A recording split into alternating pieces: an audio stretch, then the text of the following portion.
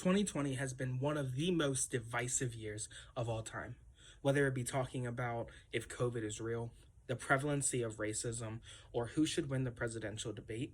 If you go onto social media, it's undeniable that you'll see one of these topics being argued about.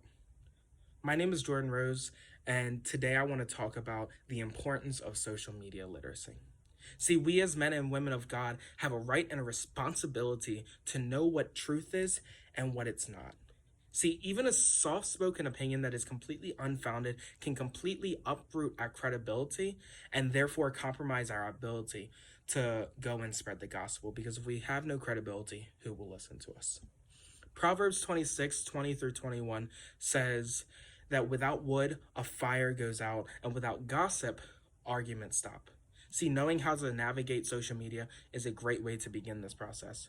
Without social media literacy, we will continue to have a great deal of radicalization and division.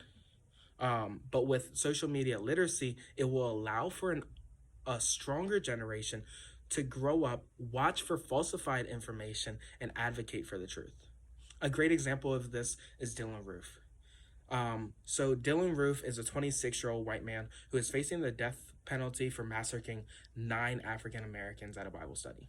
Roof never grew up being racist, but he did write a manifesto a few months prior to the massacring. Primarily, Roof became interested in racial injustice because he was hearing the name Trayvon Martin. And so what he did was he searched it up, and he read an article, and he wasn't exactly able to see what Zimmerman had done incorrectly. So he continued to search up black on white crime, in which he came to a website called the Council of Conservative Citizens. And this website listed off hundreds and hundreds of black on white crime.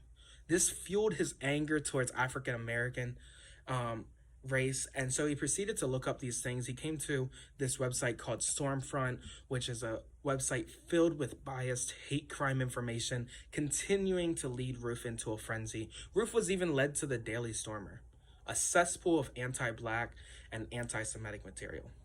See, if you go to the library and you ask for black on white crime, you'll probably be led to the FBI statistics on crime rates or something with a lot more credibility. If you go to Google, you don't necessarily have that same promise. Because if Roof had known how to properly search the internet and realize what sites were factual and which were not, he probably wouldn't have had reacted the same way that he did. See, being social media literate would greatly benefit and deny the development of radicalization, and would also bring less division.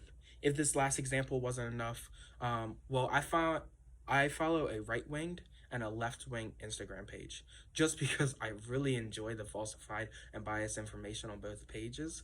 And so what I do is I read a lot of the comments, and in those comments, it's sad and yet entertaining how many are completely uneducated and unfounded, and misinformed. But knowing this, you also realize that these are people who are unfounded, miseducated, and uninformed. So one of the greatest examples of this is I was reading through and I saw on the right wing's profile that they had talked about how Trump was actually winning this election, and they posted a picture showing that Trump was the most read on the American states map. And so when I looked it up, it had said that obviously Trump was losing. And so here you are having people who are commenting on this saying, yay, great, but truly there is absolutely no foundation to it. See, being socially literate will allow for a stronger generation to watch for the falsified information and advocate for what is true. See, many people will say, whether you're literate in social media or not, people will always be prone to violence and prejudice, and therefore no level of social media literacy can truly change one's heart. And my argument for that is that social media will eliminate radicalization. My argument for that is that social media will not eliminate radicalization, falsified information, or division, but it will radically improve it.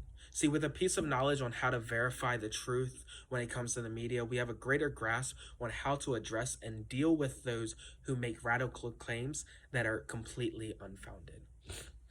Knowing as a generation how to work through media and see which websites are credible and which are fake is imperative in becoming a well-rounded and knowledgeable citizen. See, if you can understand the news sources when they're wrong and when they're fake, or when they're right and when they're true, you have a stronger foundation on knowing topics and being able to explain and converse about topics. So it is completely imperative that we learn how to be literate in social media platforms.